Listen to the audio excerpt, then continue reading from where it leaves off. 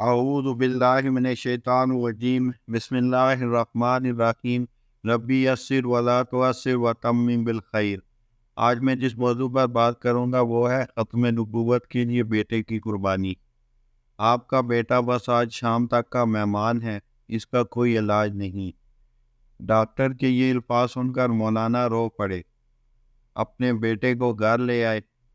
گھر میں کھڑے اپنے بیٹے کی تیمارداری کر رہے تھے کہ دروازے پر دستک ہوئی۔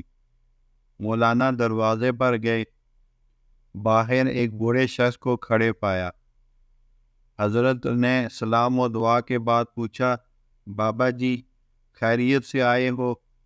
وہ کہنے لگے، خیریت سے کہاں آیا ہوں، ہمارے علاقے میں ایک قادیانی مبلغ آیا ہوا ہے، وہ لوگوں کو گمراہ کر رہا ہے، پوری امت گمراہ ہو رہی ہے اور آپ گھر میں کھڑے ہیں۔ مولانا نے جیسے ہی یہ بات سنی، آپ رحم اللہ کی آنکھوں سے آنسو بہہ پڑے۔ بیوی سے فرمایا، بی بی میرا بیگ کہاں ہے؟ بیوی نے بیگ اٹھا کر دیا اور آپ بیگ ہاتھ میں پکڑے گھر سے روانہ ہونے لگے۔ بیوی نے دامن پکڑ لیا اور کہنے لگی، مولانا آخری لمحات میں اپنے نوجوان بیٹے کو اس حالت میں چھوڑ کر جا رہی ہو۔ مولانا نے آسمان کی طرف نظریں اٹھائی اور رو کر روانہ ہونے لگے تو جاں بلب بیٹے نے کہا، ابا جان میں آج کا مہمان ہوں، چند لمحے تو انتظار کر لیجیے، میری روح نکل رہی ہے، مجھے اس حال میں چھوڑ کر جا رہے ہو۔ مولانا نے اپنے نوجوان بیٹے کو بوسہ دیا، رونے لگے اور فرمایا، اے بیٹے بات یہ ہے کہ میں محمد صلی اللہ علیہ وسلم کے دین کی خاطر جا رہا ہوں۔ کل قیامت کے دن حوض کوثر پر ہماری تمہاری ملاقات ہو جائے گی۔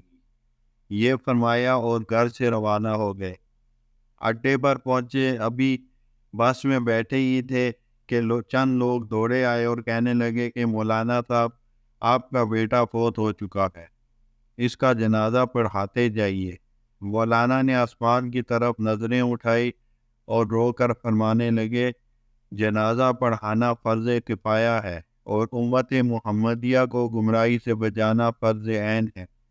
فرض عین چھوڑ کر فرض کفایہ کی طرف نہیں جا سکتا۔ پھر وہاں سے روانہ ہو گئے، اس علاقے میں پہنچے، اللہ تعالیٰ نے کامیابی عطا کی، وہ قادیانی مبلغ بھاگ گیا۔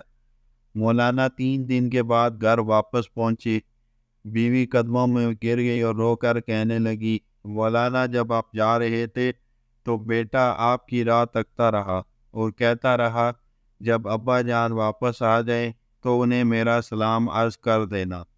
مولانا نے جب یہ سنا تو فوراً اپنے بیٹے کی قبر پر گئے اور دعا مانگنے لگے، اے اللہ ختم نبوت کے وسیلے سے میرے بیٹے کی قبر کو جنت کا باغ بنا دے۔ مولانا دعا مانگ کر گھر واپس آئے تو رات بیٹے کو خواب میں دیکھا۔ بیٹے نے اپنے ابا سے ملاقات کی اور کہا کہ رب محمد صلی اللہ علیہ وسلم کی قسم، ختم نبوت کے وسیلے سے اللہ تعالیٰ نے میری قبر کو جنت کا باغ بنا دیا ہے۔ ختم نبوت کی اس مجاہد کو دنیا مولانا غلام غوث ہزاروی رحمہ اللہ کے نام سے جانتی ہے۔ وآخر دعوانا الحمد للہ رب العالمین۔